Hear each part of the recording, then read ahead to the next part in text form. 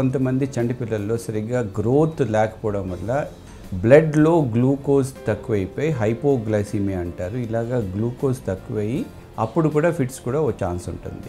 కొంతమంది పిల్లలకి కొన్ని హార్మోనల్ ప్రాబ్లమ్స్ వల్ల బ్లడ్లో కాల్షియం తగ్గి ఆ కాల్షియం తగ్గడం వల్ల కూడా కొంతమంది పిల్లలకి ఫిట్స్ వస్తూ ఉంటాయి. కొంతమంది పిల్లలకి బ్రెయిన్లో మటుకు బ్లీడింగ్ అయిపోవడం వల్ల, కొంతమంది పిల్లలకి బ్రెయిన్లో కొద్దిగా ట్యూమర్స్ కానీ గ్రోత్స్ వల్ల, ఇట్లాగా కొంతమంది పిల్లలకి బ్రెయిన్లో ఇన్ఫెక్షన్స్ వల్ల, అంటే బ్రెయిన్ ఇన్ఫెక్షన్స్ ఉండొచ్చు, డెంగ్యూ ఇన్ఫెక్షన్స్ ఉండొచ్చు, టీబీ అని ఉండొచ్చు.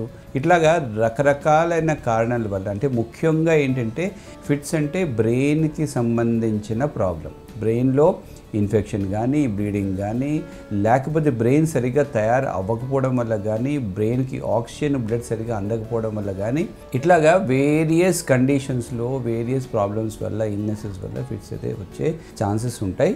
కానీ ఏది పెయింట్ అయినా కామన్గా వచ్చే ఫిట్స్ ఏంటంటే పిల్లల్లో 6 months నుంచి 6 years వరకు ఉన్న పిల్లల్లో ఫీవర్ వల్ల ఫిట్స్ వస్తూ ఉంటాయి. ఇదేం పెద్దగా భయపడవలసిన విషయం అయితే కాదు. కంటిన్యూస్గా ఫిట్స్ కానీ వస్తే ఫిట్స్ వల్ల కూడా బ్రెయిన్ డ్యామేజ్ అవ్వే ఛాన్సెస్ ఉంటుంది. ఫిట్స్ మనం ఏం చేయాలి అంటే ఆ ఫిట్స్ వస్తున్న టైంలో వాళ్ళకి, పిల్లలకి కానీ ఏ మనిషికి కూడా కానీ శ్వాస సరిగ్గా ఆడాలి, బ్రీదింగ్ కరెక్ట్గా ఉండాలి. బ్రీదింగ్ కరెక్ట్గా ఉంటే ఈ ఫిట్స్ అన్నది ఫిట్స్ వల్ల వచ్చే ప్రాబ్లం మటుకి తగ్గిపోతుంది.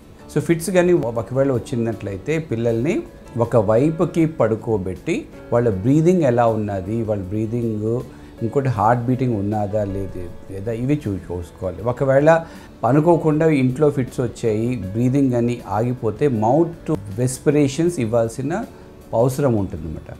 గొంతులో ఏవి అడ్డు పడకుండా వాళ్ళు కరెక్ట్గా బ్రీదింగ్ తీసుకునే విధంగా మనం వాళ్ళని ఒక వైపుకి పడుకోబెట్టి నోరు అంతా, నోట్లో ఉన్న సెక్రీషన్స్ అంతా బయటికి తీసి బ్రీదింగ్స్ ఎస్టాబ్లిష్ అయ్యేటట్లు చేసుకొని దాని తర్వాత ఎక్కడైతే త్వరగా ఎక్కడ దగ్గరలో ఉన్నమాట హాస్పిటల్కి వెళ్ళి చూయించి అక్కడ ఏమైనా మందు కానీ ఇంజెక్షన్ కానీ ఇప్పించుకో. ఫీవర్తో వచ్చిన ఫిట్స్కి కంటిన్యూస్గా మందులు వాడవలసిన అవసరం అయితే ఉండదు. ఫీవర్ వచ్చిన టైంలో ఫీవర్ మెడిసిన్ అంటే పారాసెటమాల్తో పాటు అప్పుడప్పుడు ఒక 2-3 days ఫిట్స్ రాకుండా ఉండే మెడిసిన్ కానీ వాడితే మళ్ళీ ఫీవర్ వచ్చినప్పుడు ఫిట్స్ రాకుండా ఉంటుంది. అనుకోకుండా ఇంట్లో కానీ ఫిట్స్ కానీ వచ్చేస్తే నోస్లో నేసల్ స్ప్రే అని ఒకటి మిడాజిలామ్ నేసల్ స్ప్రే అని వస్తుంది అనమాట. అది కూడా నోస్లో స్ప్రే చేస్తే ఇంట్లోనే మనం ఫిట్స్ని ఇమీడియట్గా కంట్రోల్ చేసే ఛాన్సెస్ ఉంటాయి అన్నమాట. ఇలాంటిది ఫీవర్కి వచ్చిన ఫిట్స్కి కంటిన్యూస్ మెడికేషన్స్ అక్కర్లేదు. కానీ వేరే కాజెస్ ఏమైనా ఉంటే, బ్రెయిన్లో ఫిట్స్ వ్యాధి అంటే బ్రెయిన్లో ఏమైనా ప్రాబ్లం ఉండి అది మాటికి వస్తుంది అంటే దాన్ని మనం ఎపిలెప్సీ అంటామన్నమాట. ఇలాంటి ఎపిలెప్సీలో ఫిట్స్కి మెడిసిన్స్ అన్నది కనీసం 2 to 3 years మందులు అయితే మనం వాడవలసి వస్తుంది. సో మధ్యలో మనం ఫిట్స్ మందులు ఒకసారి స్టార్ట్ చేస్తే ఆపకూడదు. దాని డోస్ని వయసుతో ప్రకారం, బరువుతో ప్రకారం ప్రతి 2-3 monthsకి డాక్టర్ గారి దగ్గరికి వెళ్ళి దాని డోస్ కరెక్ట్గా అడ్జస్ట్మెంట్ చేసుకొని ఆ ఫిట్స్ మందుల వల్ల వచ్చిన ఏమైనా సైడ్ ఎఫెక్ట్స్ ఏమైనా ఉన్నాయో దాన్ని కూడా మనం టైం టు టైం పరీక్ష చేస్తూ అది కనీసం 2 to 3 years మనం మందులు అయితే వాడాల్సిన అవసరం ఉంది.